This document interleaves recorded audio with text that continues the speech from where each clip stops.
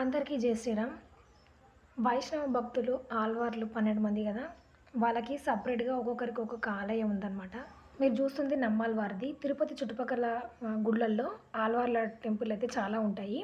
And అలాగే ఇది మాత్రం కపిల తీర్థంలో ఉన్న శివలింగాలు అనమాట. చాలా విచిత్రంగా శివుడు, నంది, దాని వెనకనే మళ్ళీ నాగుపాము, దాని వెనక మళ్ళీ నంది, శివుడు, నాగుపాము, వేప రావి చెట్టు చుట్టూతో ఉన్నాయన్నమాట. ఒక 30-40 దాకా ఉంటాయి ఈ విగ్రహాలన్నీ.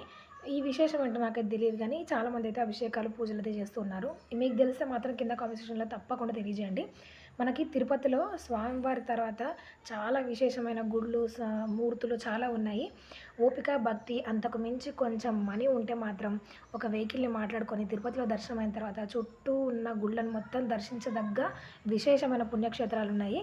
నచ్చితే like, share, subscribe. Thanks for watching. జై శ్రీరామ్.